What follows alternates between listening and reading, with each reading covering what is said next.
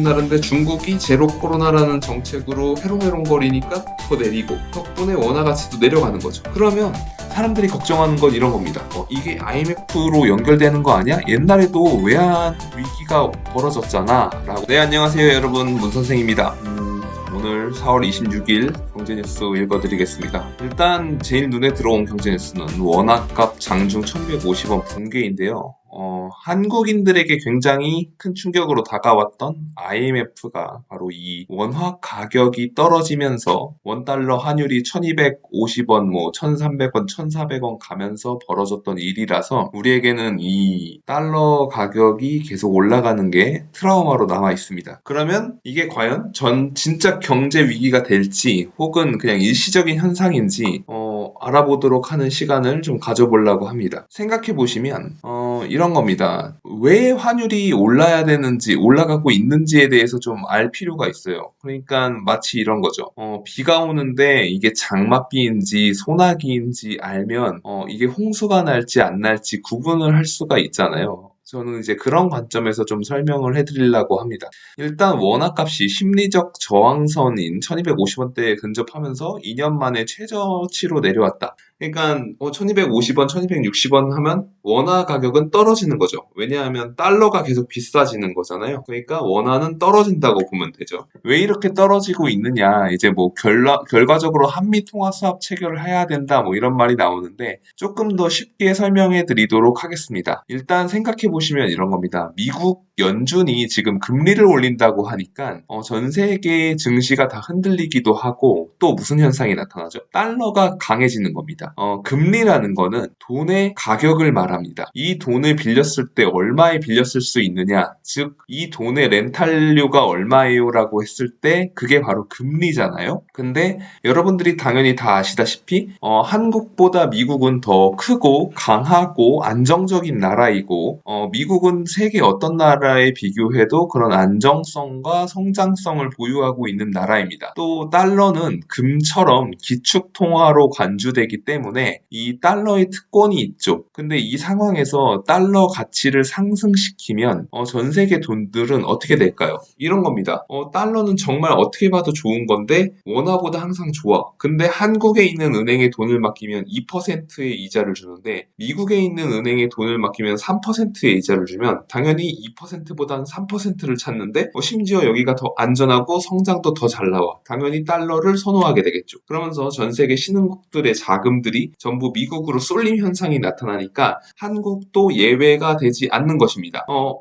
97년도 IMF 때는 한국만 힘들었어요. 물론 동아시아, 동남아의 여러 나라들, 태국, 말레이시아 이런 나라들도 다 힘들었지만 한국이 유독 되게 힘들었어요. 그 이유는 조금 뒤에 설명을 드리도록 하고, 지금 현재 원화 가치가 계속 내려가고 있는 이유는 미국 달러화 가치가 상승하기 때문에 다른 신흥국들과 마찬가지로 한국의 통화 가치도 계속해서 하락하고 있다. 두 번째, 한국의 원화는 위안화, 중국의 위안화와 굉장히 밀접하게 관련이 되어 있습니다. 왜냐하면 한국의 수출 제1 대상은 중국입니다. 근데 중국의 제1 수입 대상은 어디일까요? 전 세계 국가들을 상대로 중국이라는 거대한 경제를 가진 나라가 가장 많이 수입을 하는 나라가 바로 한국입니다. 사실 한국은 2000년대에 중국과 이런 협력을 통해서 엄청난 경제 성장을 이뤄냈습니다. 사실 그게 노태우 전 대통령의 업적이기도 한데요. 북방 정책이라는 걸 통해서 한국은 중국과 수교를 맺고 1992년부터 엄청난 투자를 진행해서 거기에 공장을 짓고 풍부한 노동력으로 값싸게 제품을 생산해서 전 세계에 수출하기도 했고요. 중국에 세워진 공장들에서는 한국에서 만들어진 제품들을 수입해서 가공해서 수출하는 게 많았기 때문에 중국의 수출 증가는 곧 한국의 수출 증가로 이어졌고, 중국의 경제 성장은 한국의 경제 성장으로 이어졌습니다. 중국이라는 거대한 경제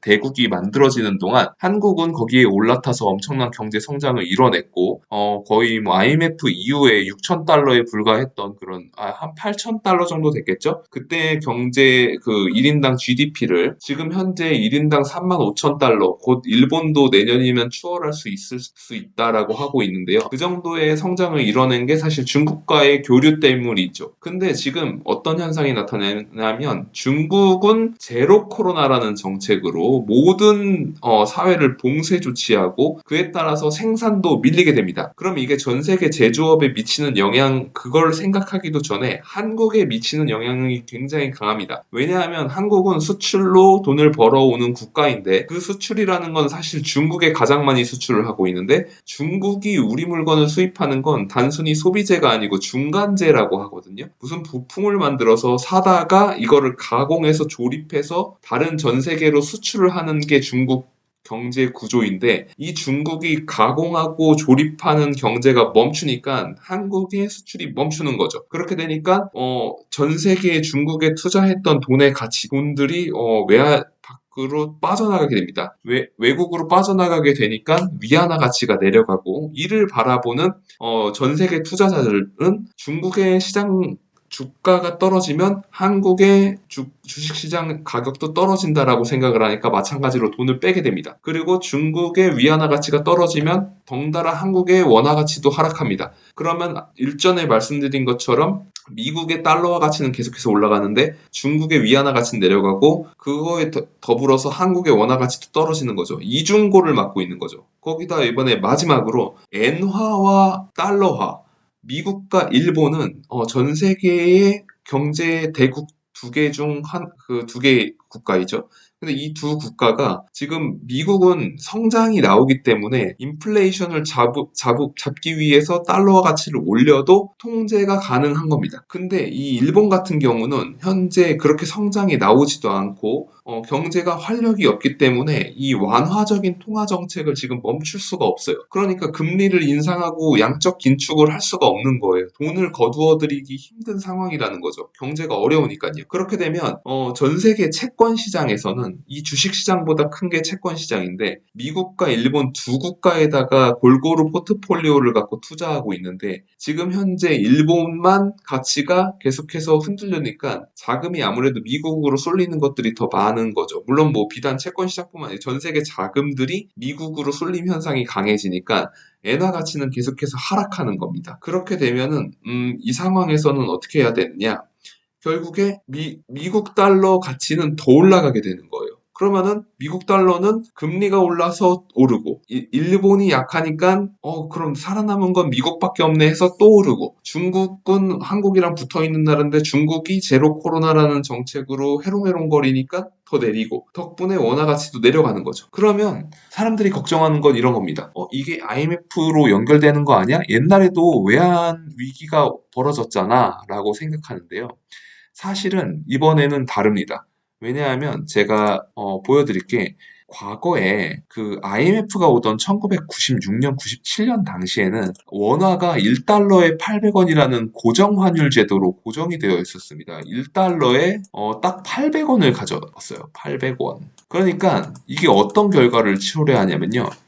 수출이 안 되면 한국 경제가 어려워지고 한국 경제가 어려워지면 이 KRW라는 원화 가치는 하락해야 정상입니다. 그럼 원화 가치가 하락하면 어떤 일이 일어나느냐? 한국의 수출 대기업들은 1달러를 벌어오면 과거에는 1,000원이었는데 만약에 원화 가치가 하락해서 2,000원이 됐다고 칩시다. 옛날에 비해서 1달러를 사는데 1,000원이면 됐던 게 2,000원이 필요하게 되면은 한국은 자동차 한 대를 1달러에 팔아도 옛날엔 1,000원밖에 못 벌었는데 지금은 2,000원 벌게 되면서 돈을 많이 벌 수 있습니다. 그러면은 기업들이 지금 좀 할인 행사를 해서 1,800원까지 우리가 덜 받아도 되겠어. 그러면 이 1달러의 자동차를 0.8달러만 받게 되면 더 많이 팔리게 되겠죠. 물론 가격은 내려갔지만 마치 세일을 하면 백화점 매출이 올라가는 것처럼 그렇게 상승을 가져오게 됩니다. 그러면 자동차 수출이 다시 또 잘 되기 시작하면서 많은 달러화가 한국으로 들어오게 되고 달러화 달러화가 한국으로 들어오게 되면 달러가 흔해지니까 가격이 내려가고 원화 가치는 올라가게 됩니다. 이게 고정환율은 갖지 못하는 변동환율제의 장점입니다. 그래서 한국의 달러가 부족해지면 원화 가치가 내려가고 원화 가치가 내려가면 한국은 이 값싼 원화를 바탕으로 물건들을 많이 팔아가지고 다시 달러를 전 세계에서 가져오고 그럼으로써 원화 가치가 다시 강해지게 이렇게 선순환을 가져올 수 있는데요. 이 고정환율 제도를 유지하면은 원화 가치는 떨어지는데 1달러에 800원은 고정이기 때문에 수출은 계속해서 안 됩니다. 반면에 한국에 투자했던 외국인들은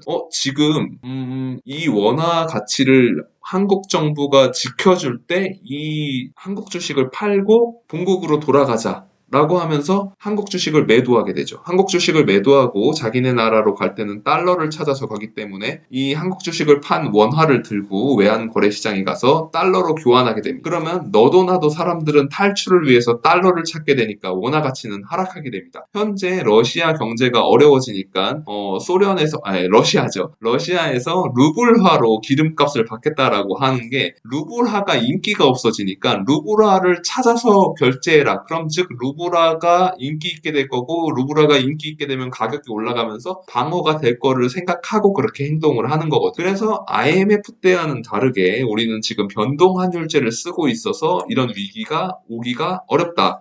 라는 게 이제 가장 중요한 사항입니다. 그뿐만 아니라 한국의 IMF 당시에는 한국의 대기업들이 펀더멘털이 좋다고 했지만 사실 삼성전자나 LG전자를 제외한 대부분의 기업들이 굉장히 큰 어려움을 겪었고 중복 투자로 인해 과잉 투자가 발생해 있었죠. 그 당시에는 이제 한국에서는 너도 나도 기업을 하겠다고 과잉 투자를 하니까 돈이 내부에서는 넘쳐 흐르죠. 왜냐하면 그 당시에는 아직 나이가 젊으신 분들은 잘 모르시겠지만 그때는 삼성 이건희 회장님도 자동차를 직접 하고 싶다고 해서 르노 삼성이 아닌 실제 삼성자동차가 있었고요. 그렇게 삼성자동차를 만들면서 당연히 현대자동차, 기아자동차에서 인력들도 많이 데려갔을 거고 이런 대기업들, 재벌들의 중복 투자가 일어났기 때문에 일자리도 많고 경제도 좋았는데 반면에 이런 중복 투자는 결국에 버블이었던 거죠. 한국의 수출이 안 되기 시작하고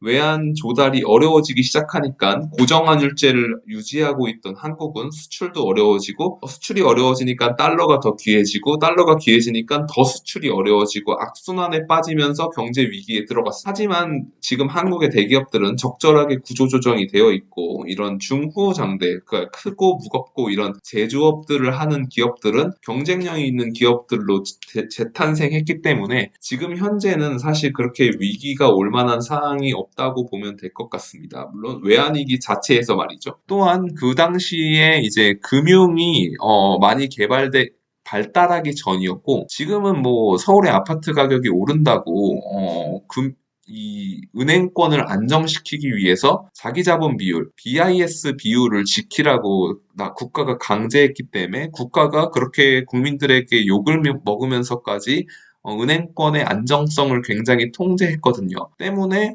한국의 지금 은행, 금융권들도 재무 상태가 굉장히 좋다. 기업들도 굉장히 재무 상태가 좋다. 수출도 굉장히 잘 되고 있다. 다만 한국이 수입하고 있는 석유나 석탄 그리고 철광석 그리고 농수산물의 가격들이 인플레이션으로 인해서 굉장히 많이 올랐기 때문에 과거보다 한국이 벌어오고 지출하는 달러의 수준은 좀 줄어들었습니다. 왜냐하면 우리가 사오는 가격이 올라갔으니까요. 하지만 그럼에도 불구하고 원화 가치가 지금처럼 1250원까지 떨어지게 되면 결국에 이제 기업들도 다시금 수출 경쟁력을 가질 수 있고 수출 경쟁력을 가진 기업들이 돈을 다시 벌어오기 시작하면 이렇게 달러가 다시 국내에 풍부해지면서 우리가 걱정하고 우려했던 상황들이 종료될 것이라고 생각을 합니다. 오늘은 이 달러 환율에 관해서 이렇게 좀 이야기를 해봤고요. 제가 주말에 영상을 좀 이 부분과 관련해서 IMF와 비교해가지고 좀 더 잘 정리된 영상을 하나 올리도록 하겠습니다. 너무 걱정 마시고요, 여러분들. 먼저 이렇게 달러화나 이런 외환위기를 걱정할 시간에 우리가 투자해야 할 종목과 ETF 그리고 아파트 내 집 마련을 하고 싶은 분들은 임장을 더 다니면서 실제 우리가 컨트롤하고 할 수 있는 것에 좀 더 집중하는 그런 시간을 보내면 좋겠습니다. 오늘도 시청해주셔서 감사하고요. 좋아요와 구독하기 부탁드리겠습니다. 고맙습니다.